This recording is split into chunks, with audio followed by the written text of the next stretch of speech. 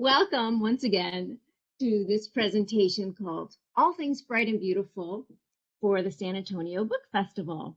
My name is Susan Hill Long, and I am a middle grade author, and I'm so pleased to be here today with fellow middle grade author Rosanne Parry to talk about books and writing and to be with you all today. A little bit of housekeeping before we get started with our conversation. First, we hope you'll consider purchasing Rosanne's books from Nowhere Bookshop, which is the festival's official bookseller. Rosanne actually works as a bookseller at an independent bookstore that has great community presence in where we live in Portland, Oregon. But again, Nowhere Bookshop is the official bookseller for the festival, and Nowhere Books. And you can find the buy the book button on the festival's site. And I think we all know that independent bookstores have had a rough time with the pandemic, coping and continuing to serve their customers and their communities and support books and writers. So this is a great time for us to support them. And as we go along, if you have any questions for Rosanne, and I bet you will, please type them in the Q&A box, and our backstage manager, Patty, will be collecting them, and we'll get to as many as we can closer to the end of our conversation. Okay, so just type your questions in the Q&A box, and we look forward to answering your questions. And thanks again for being here on a Sunday morning. Okay, Rosanne, welcome. It's so great to see you. Good to see you. We have a beautiful day out here in Portland, Oregon, and hope that you all, where you're watching from, have a great day too. When I was thinking of talking with you, Rosanne, for this presentation, I was thinking of I've been a fan of your books and your particular sort of honesty in your writing since I read Heart of a Shepherd, which I think was that your first middle grade novel? Yeah. Stunning book. I have it on my shelf, and I've loved all your books ever since. And I was just trying to think of the word that popped into my mind about your body of work is the word reverence, which is a pretty lofty word to use. I mean, your books also are adventuresome and thrilling and just fantastic stories. But this word reverence kept coming back to me because you do have a reverence for things like, I mean, everything, duty, family, the movement of people across the world, the story of immigrants, the story of migrating animals, the awesome power of the ocean, of nature, and for the life of all creatures on the earth, and how human creatures affect other creatures that we share the planet with. And then a reverence for language. I mean, you're writing. I mean, I'm a writer, and I read your books for the stories and also for your skill, which I admire so much. And I was just thinking of your reverence for language and words. And now we come to, A Wolf Called Wander and Whale of the Wild, and we have the language of beasts, right? And so I was just wondering if you could talk to us a little bit about how you came to this cadence and rhythm of, you have to use the language of your readers. You have to talk, you're not going to make up a new language, but there is an appropriateness of the language that just works for animals. And I wanted if you could talk to us a little bit about how you came to that language of beasts. Thank you. Well, I just 2 days ago, I was talking to first graders in Rock, Michigan, which is like in the middle of nowhere, upper Michigan, this small little school. And these first graders, I had thought I was going to be talking to fifth graders. And when I engaged this particular appearance, they were fifth graders. But then, you know, it's been a year full of changes. And so the teacher was like, ah, and now they're first graders. But she said something that I so appreciated. She said, you know, these guys are really little. And so we skipped over just a couple of scary bits of the story. She said, but I love, love, love the rich language, because they're not going to study metaphor and all of that stuff until later, but they have to hear it first, right? They have to hear it. They have to experience those things first before, because there's nothing to talk about to say this is a simile unless you've been immersed in that rich language all the way through. And so part of the reason why I'm very attentive to the details of language is that I know how much teachers who read out loud every day rely on it.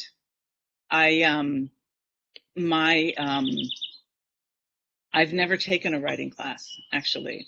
I majored in education, not in writing. But I think, to me, the best instruction in writing I have ever received was the 500 plus hours that I was read out loud to in my grade school every single day, faithfully 20, 30 minutes a day.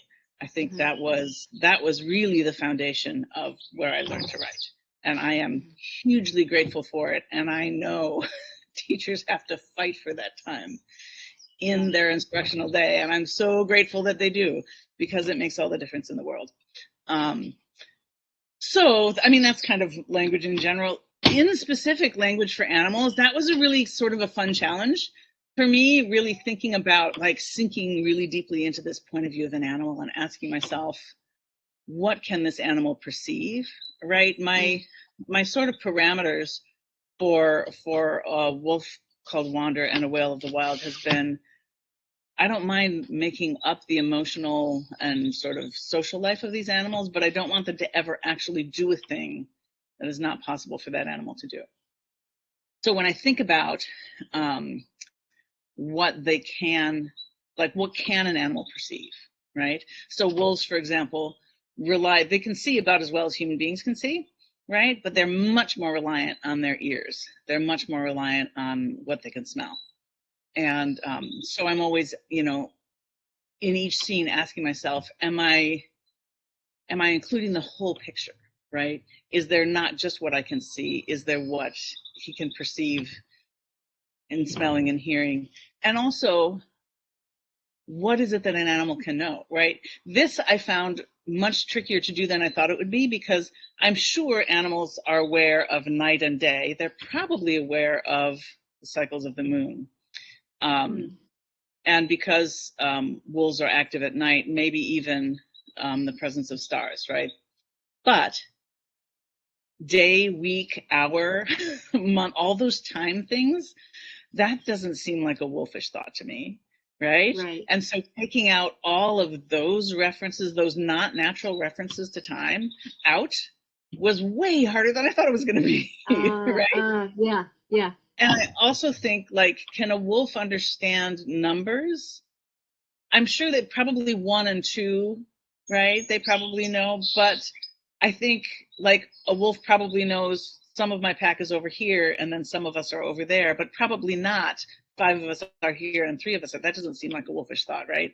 So I took all the numbers out of the story too, which was also surprisingly hard to write a whole story without any numbers in it. But what I loved when we did that, though, is that when we came then to the chapter headers, instead of putting a number, we put a phase of the moon. Because if he's not counting, why would we count? So as it goes, there's a half moon in that one. And so the moon waxes and wanes instead of having numbers for the chapters. And so that was like a really fun thing to puzzle through, is not just what can this animal perceive, but what can they know? And then how can I express that? When they come to something new, what does that animal think that thing is? And that's fun. That's good fun. So yeah. Well, yeah, it definitely it works for sure. And like in Whale of the Wild, Vega speaks of refers to seasons, you know, not years, but seasons of life, and her seasons relative to her kin. Oh, and by the way, I love, love, love something that you repeated in Will of the Hmm. Wild that you did in Wolf, which was you begin and end the book with the pack. The chapter title is Pack, Uh-huh. and you begin and end with Pack, and then with Whale of the Wild, you begin and end with kinship. Hmm. And I wonder if you want to talk a little bit about just about that, the nature of that structure in terms of what's happening with these beautiful stories. Well, one of the things that made it possible to write this kind of a story is that these animals are social animals, right? Mm-hmm. They are, and they define, their lives are sort of defined by their pod if they're orcas, or their pack if they're wolves. And one of the things that I find so delightful about wolves and orcas, and one of the things that we share with them, is that there are very few animals in the world that share food with creatures not their own young. Almost every animal will feed their own babies, right? But then when they grow, they leave, and that's that, right? But wolves and orcas feed their families every bite they eat, every meal that they take. They share it with their family always, and I love that, right? It's one of the things that's been so hard about this pandemic, is that our tables are so small. Yeah. And you think about those people who aren't there. And so, because that's our instinct too, right? And so I did love that, right?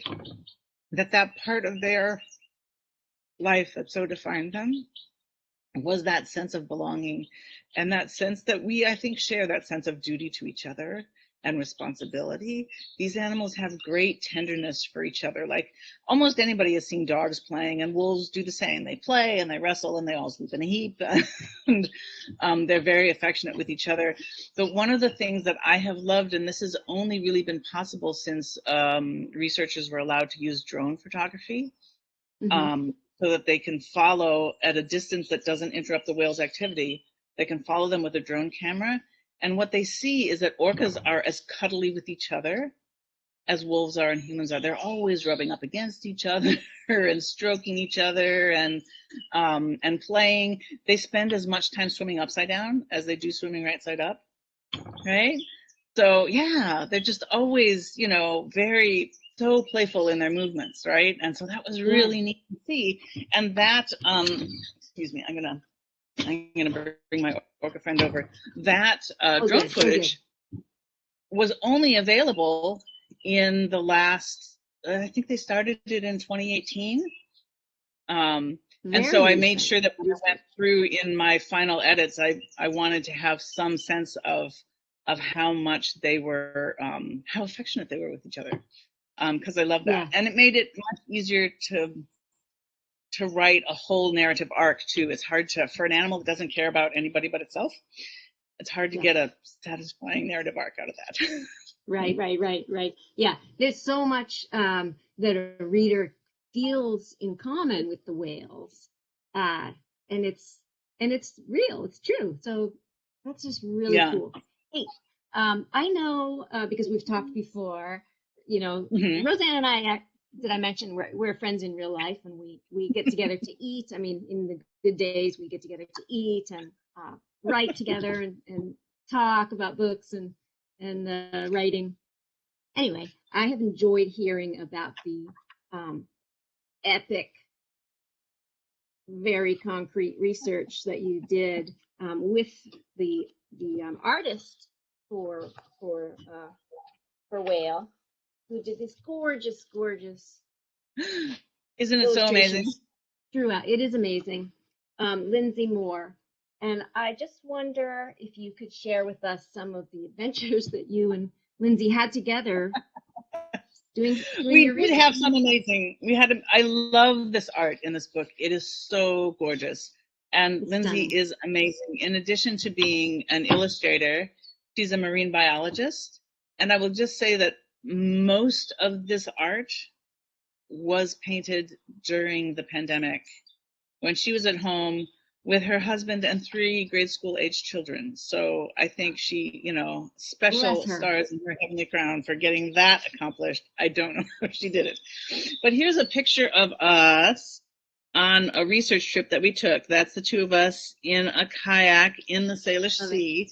We really wanted to get out there so that we could get like an orca's eye view, because sitting in a kayak when you're on the water, you're about as high above the water as when an orca spy hops out of the water. That's about how high up they are, right? And so we were going along and enjoying, like, getting a feel for the motion of that, the currents in the Salish Sea, and we've been going along fine, but we came to this a place, and it is actually, it's Kellett Point, and it is this place illustrated here with this sheer cliff going down, and these orcas going through. It's a place where orcas pass regularly, but there's a cliff that goes up about 100 feet up, but under the water it goes about another 300 feet down. So it's like a wall in the middle of the Salish Sea, and we were passing by it when the tide was coming in. So and our guide, who was absolutely lovely, but honestly had like the face of a 15-year-old. So we were like, we'll probably be fine. And he was great. He was very knowledgeable. He answered all of our questions and everything. But we're paddling along, and as soon as we are in front of this cliff, with the tide coming in, instead of, you know, when you're usually kayaking, there are ripples coming towards you, you point the nose of your canoe or your kayak and you just bob along. Well, here, instead of waves coming toward us, when the tide comes and hits that cliff, there's nowhere to go but straight up. So the water is like rising around us. It was like being in this giant bubbling cauldron of waves, you know, going up and down. And it was much stronger than our guide anticipated, actually. He told us afterwards that he would have never taken us that way if he had realized the tide was flowing that strongly. So he was like, just keep going. Oh, no. Oh, we're like, but when we're on the top of one of those swells of water, there's nothing to steer the boat, and the wind would turn it around, right? And then when we're in the valley of them, the water is like over my head, and there's like big chunks of logs. Oh my gosh. Like, wow. I mean, we were wearing life jackets, and so I don't think we would have drowned. But you weren't wearing helmets. You weren't. No. Yeah. That would be a problem. Being knocked out would be a problem. Water, yeah. And in the Salish Sea, it's cold water, especially in the summer because of cold upwelling, and so we would have. I don't think we would have drowned, but we would have been hypothermic in 5 minutes. So, yeah, it was quite exciting. We didn't tell our editor or our agent that we were making this trip until after we safely arrived at the end. Is that right? Oh gosh, yeah. I try never to do something that they would say no to, or I don't ever tell them or ask them about something that I reckon they might say no to. So better I just say I went rogue and made an executive decision. Rosanne goes rogue. So obviously you're a nature gal, and I wonder. It was fun. We talked to us. Great time. Yeah.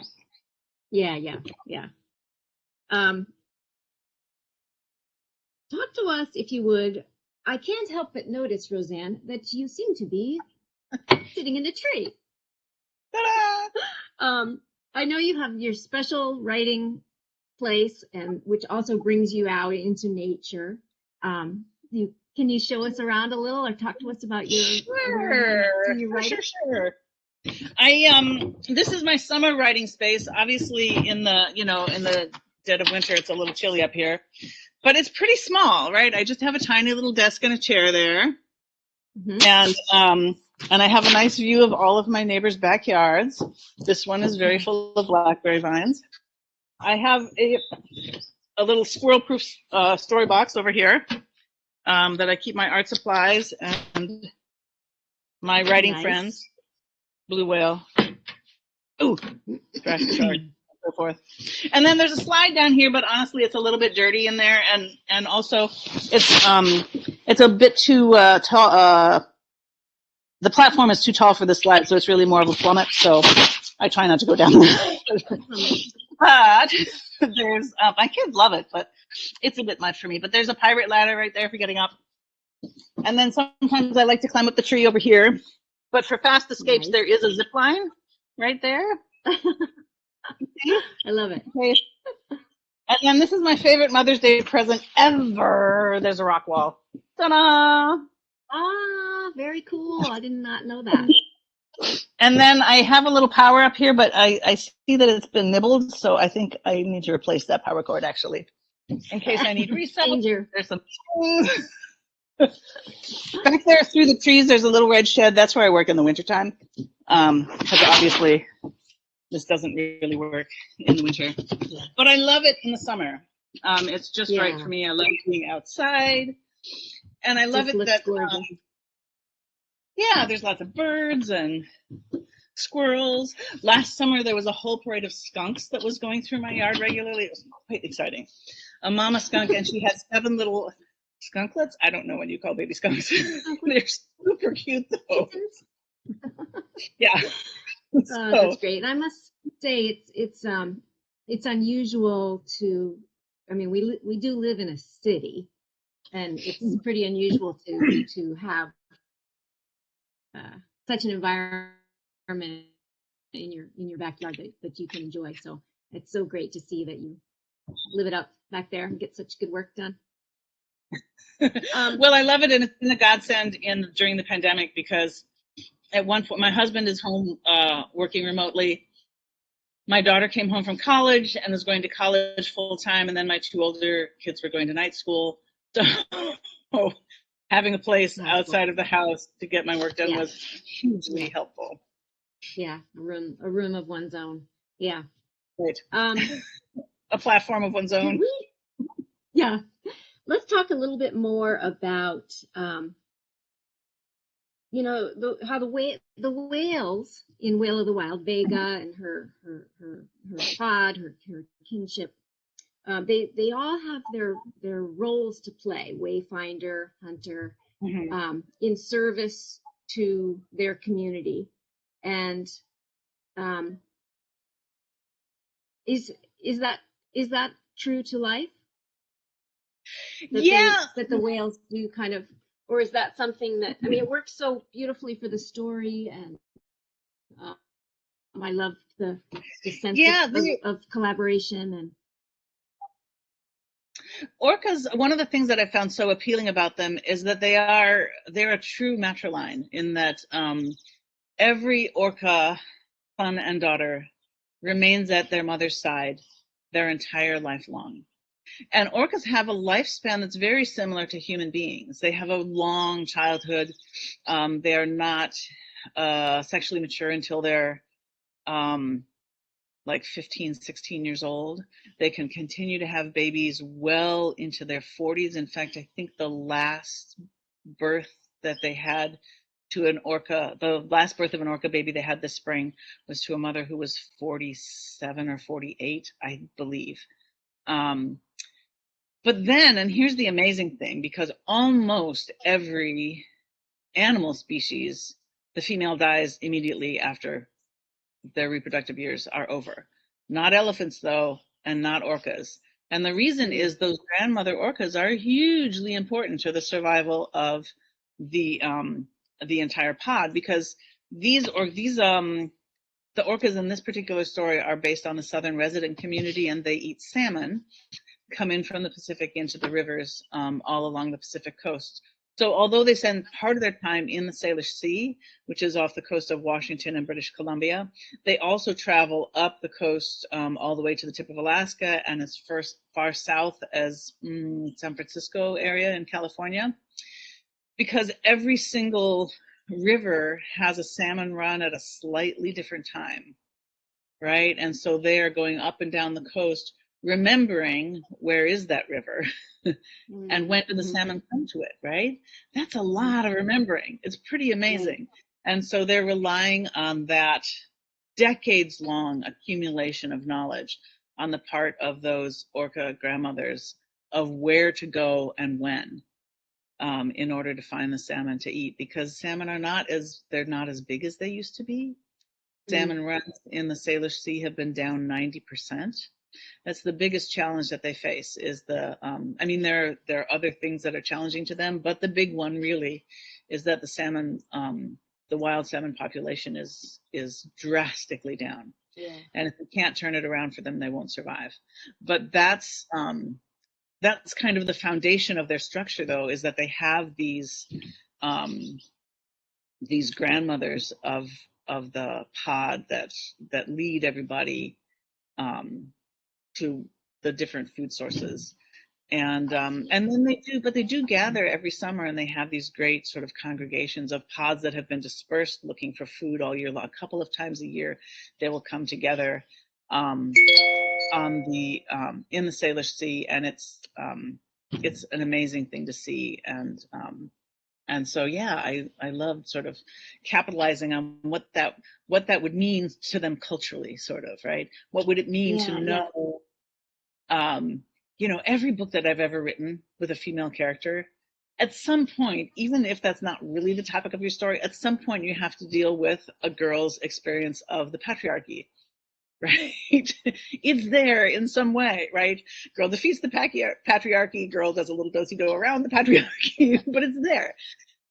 And so the fun thing with this book was to think about this girl, Vega. She is the girl who will be king. She will rule her pod one day, and there's no escaping it. There's no doubt that she'll be able to lead her pod, but there's no escaping it either, right? And what does that mean in a female's life? And what does that mean for her brother, who knows that he's never going to be king, right? What does that mean when you know you're not going to be the leader? And so I really wanted to dig into that and think about it too. And I just decided that, I think what they would take enormous pride in following, because, that one faithful follower that you can count on, there's hardly a leader in the world that doesn't have that faithful companion. Right. And so I was thinking about that when I was writing that. Well, that, her brother and her uncle, those statements that they make throughout, I'm beside you. I will always be beside you. I think her younger brother coming into that role and admiring his uncle for serving the leaders in that way was really beautiful, and that was sort of her brother's pattern of change through the story. It was really well done. I noticed in a couple of the Kirkus reviews referred to the educational value, like the Kirkus reviews said about a whale, a dramatic, educational, authentic whale of a tale. I love that. And then in the New York Times, it said I love this, a dreamily written, slyly educational, rousing maritime adventure. I love those reviews because there's so much information in the books, but they are fiction. They are thrilling, nail-biting adventures. Wolf was the same way. And that is not easy to get across a lot of information without making an information dump, making a real story so that the education part of it happens along the way. So as a sort of writing process, do you separate out the information that you want to? I mean, my sense reading is that everything is in service to the story. Like all the research is in service to the characters and what they're thinking and what they're doing. It doesn't seem at all like, I'm trying to work this story around all this information that I want to get across. So how is that for you writing? Well, it is a tricky process. I mean, I love how story has that sort of magical staying power in people's imaginations. If I gave people a list of 10 facts about orcas, it just doesn't have the same kind of staying power as a story. So I do love, I love the story vehicle. I do find when I'm researching, one of the things that I try and do is sort of gather 10 times more than I'm actually going to use, first of all. Yeah. But then when I'm doing that gathering, I have to look for what are the problems for this animal. What kind of trouble can they get into? Just like with a human character, you're like, what sort of trouble can this character get into? Mhm. And then of the available problems, how can I organize those? Like when I was looking at wolves, most common cause of death for a wolf is a poacher. Second most common, road strike. Third most common is killed by other wolves, which surprised me. I had no idea that they were so lethal to each other, right? And so, but that gave me some frame for my story. I was like, okay, the threat of another pack taking over your territory, even though that's not what happened in OR7's life, right? That's an episode that I want to convey, how wolves are also a threat to each other. As much as they love their own pack, other packs are a huge danger to them. So so I'll go through and like look for those sort of chunks of information, so that I can find out where's the conflict likely to be in their life. Orcas were tricky though, because when I was talking to people about orcas, I was like, what is dangerous for these? What are they afraid of? And every I talked to was like, not much. Actually, nobody eats them. I'm like, not even the babies? And it's like, nope. They're asteroids. I know. I was like, oh, come on. And they're like, microscopic pollution. And I'm like, that's really hard to see. So, microplastics, though. And I'm like, hard to make a villain out of microplastics. I'm sorry.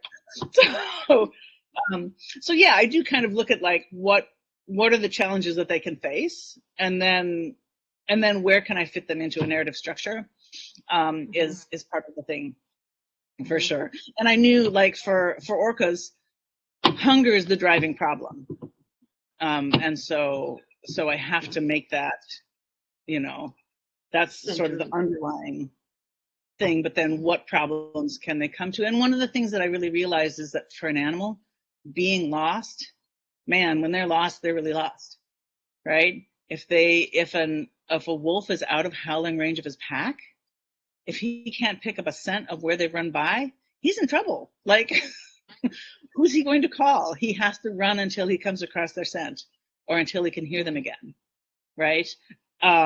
If an orca is in the sea and an island comes between the orca and the rest of their pack is over here, if the rocks make them acoustically isolated, how are they going to find their way?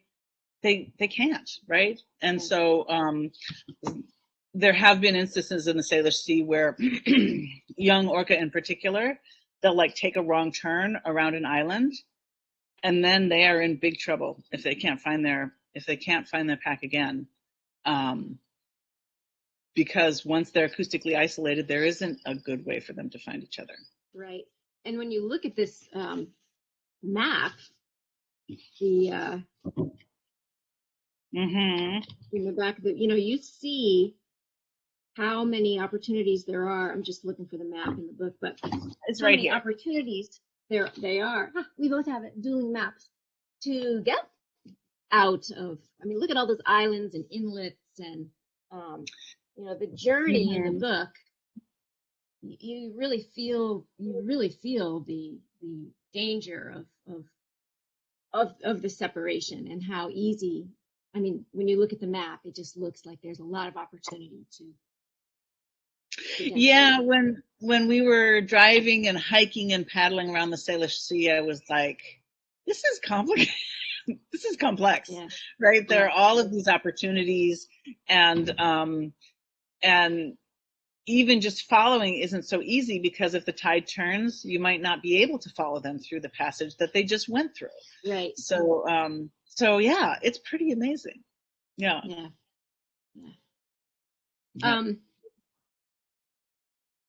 So there are some, I don't want to do spoilers, but there are a couple of really sad and heartfelt things that happen in this book. And a question that comes up sometimes in school visits and discussions is, I mean, with teachers and librarians and other writers is, how do you, I mean, this is a book for middle grade readers, and we have difficult, tough subjects that we are interested in pursuing. Does it, how does it cross your mind and go through your writing process when you think of your middle grade reader, tough topics? What's your I love how many teachers will say, well, it's a real circle of life book. Which is, I think, their secret code for animals are eating other animals in this book. So when I'm like, oh, I'm borrowing that phrase. It's a circle of life book. Sorry. That's the thing. Nature is beautiful and amazing, and I love it, and we cannot survive without it, but it is like sometimes trying to kill us. So nature is not really our friend. And I think actually kids understand that, and I think kids do appreciate the honesty of it. But I also know it's not for everybody, right? And I have gotten a few, I think the 1-star reviews that I have, that somebody has been kind enough to point out to me, are all people who are like, this story is way too scary for a first grader. And I'm like, yes, it is. And I don't know why you would put it in the hands of a first grader. And it's like, I have a lot of faith, actually, in parents and teachers' ability to guide their students, right? If you have a kid who would find this book scary, you know that about your kid already, right? Please steer them to another book, right? Yeah. So I do think, and I think there's a lot of power for a child in the ability to say, I'm going to close this book and set it aside, right? Unlike a movie in a theater is hard to walk out of, right? But in a book, it's right there in your hand. And so it's very intimate, right? And so that's why sometimes things touch us really deeply in a book. But I also think there's a lot of power for the child in saying, nope, time for me to close this book and set it down and walk away. Or time for me to skip these next pages, right? Like, I think I was 35 before I read the entire Lord of the Rings, right? Because like when I came to that chapter that said Mines of Moria, I was like, is anything good going to happen down there? I don't think so. Yeah. So I skipped that chapter, and I was right. It was awful down there the whole time, right? The Paths of the Dead. I didn't go down that chapter. I skipped right over it, right? I think I was 35 when I read the whole thing, and I was like, oh, an army of dead people. Well, makes sense. That reminds me that I was at your I love that you know this point of a book in particular, a way for a young reader to exert control. Yeah. And there's so few areas in their lives that they can exert control. Yeah. And it makes me think of one time I was actually at a book event of yours, you know, at Annie Bloom's, and I got a phone call, and it was my daughter who was quite young at the time, and she had just finished, while I was at the bookstore in the evening, she had just finished reading The Yearling. And she wanted me to come home. Oh. So isn't that funny? That was at an event of yours, and she had completed, you know, she had finished reading the book, and of course. Yeah, I know. Really hard. So, one of my nieces sent me a picture of a nephew of mine, not a particularly tender-hearted little guy, but an avid reader. And it was a picture of him right after he had read The Stone Fox, and he's hugging his dog and sobbing. Oh gosh. And I thought, right. And it is good to remember that when you're writing, that you're asking a child to take an emotional journey with you, right? But I also think there's value to the rehearsal of grief too, right? To know that you can grieve and come out the other side of it. And I think the time to know that is before the great sorrows of your own life come to visit, I would hope, right? Yeah. So that's what I would hope, right? Is Yeah. that grief comes for us all. And so I would not wish my own children to come onto it without any prior acquaintance at all. And I think literature is a great way to acquaint children with all kinds of difficult things: injustice and grief and sorrow and righteous indignation and all of those things that are big, complicated, important feelings and well worked out on the page, I think. So Well worked out on the page. Yeah, I love that. Yeah, I think that's really true and really well, beautifully put, Rosanne. thank you. We have some questions that Patty has, our backstage manager, has provided. Okay. So some of our audience have questions. Oh, and here's a comment from someone, an alert audience member, who tells us that baby skunks are called kits. So thank you for that. Good. Baby skunks are called kits. Skunk kits. There we go. I'm looking for them this spring because they showed up around this time last year. So I'm wondering if in this quite thicket of blackberry vines over there, that's where they spent last year. I could hear them rustling around in there. Were you afraid that they would alarm you, or that you would alarm them, and that they would spray? I think the thing that would set them off would be probably a domestic dog or a cat or a coyote.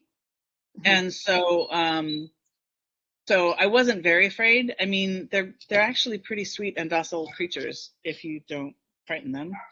And they're very, like, walking around with their tails up going, look, I am black and white with stripes. You all know what that means. Here's my tail advertising my presence.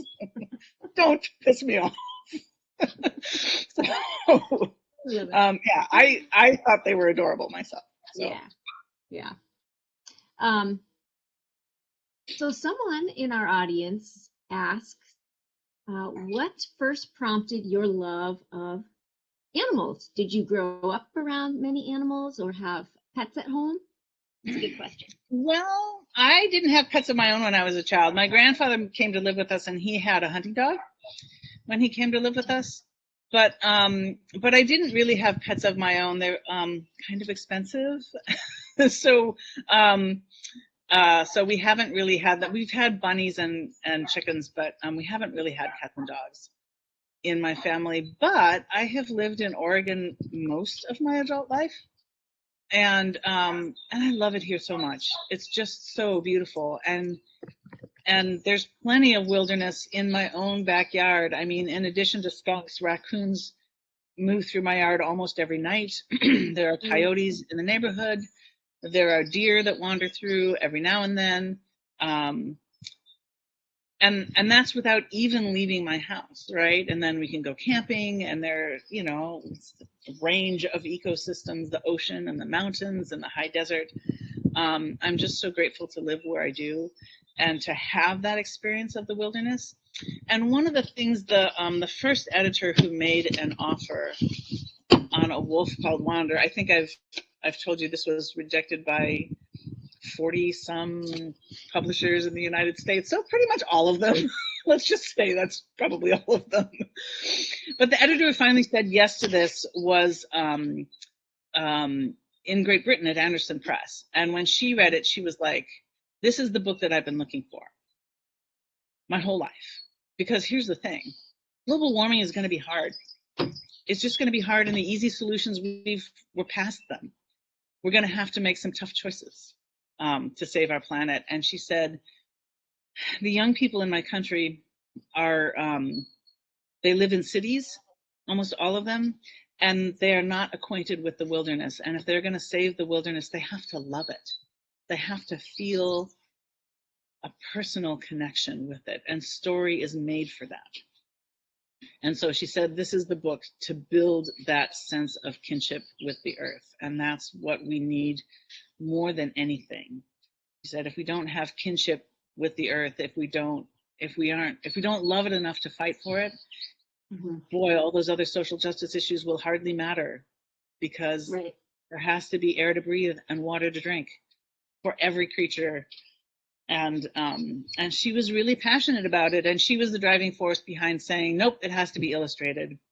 And I'm so grateful that she had that vision, because between the illustrations and the text, it really does speak not just to American children, but it's in 11 translations. And I've gotten really lovely, heartfelt reviews from all over the world. It's pretty exciting.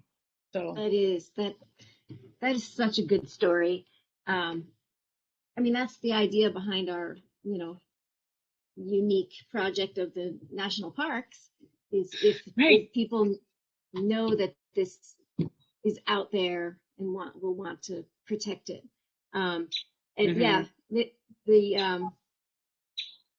It's obviously resonated with audiences everywhere, and it was pretty genius to include the gorgeous, because it's unusual. I mean, we have graphic novels. I mean, graphic novels are great and have taken off in recent years, but this isn't. This is something, because we were talking about this a while ago, Rosanne, about how when we were children reading, and Charlotte's Web and Little House on the Prairie books were heavily illustrated, even though they were for older readers, either to be read aloud to, or to read on their own, and but fully illustrated, beautifully illustrated. And so these two books in particular seem to really harken back to that era of children's books. When we think of children's literature, we do think of books that are heavily illustrated. And I'm grateful for it, and it makes it more accessible, and it puts art, like world-class art, in the hands of children. I mean, you can't ask people to patronize arts they've never met. Right? If a child has never seen art, why would they ever step into an art museum as an adult, right? So I love that too, for all those kids who don't have an access to museums and art galleries, but they have, right there in their hand, they have an art gallery of this amazing accomplished work. And so I think that's pretty amazing. It is. You have such a good heart, Rosanne. You're so generous and thoughtful about the world and children. Tell us, someone else asks from the audience, what are you currently reading? That's a tough one. What am I currently reading? I just finished listening to The Firekeeper's Daughter. Is that right? Ooh, I have to look really quick on my Libro FM app and just double check and make sure that's The Firekeeper's Daughter, and it's by Angeline Bouie. And it's really good. There's a little, that's what the cover looks like. Oh, yes, I have seen that cover. Yeah, isn't that a great cover? It's a young adult mystery. It's really good. It's really interesting. So that's the thing that I've been reading for fun. And then I've been reading stacks of research about my next project. And I'm so excited. Last weekend, I found a book with, I think my publisher didn't want me to say what animal I'm researching. Anyway, but I found an amazing book that had skeletons and muscles and tendons of this animal, and I was like, ooh, so I can really think about how that animal moves.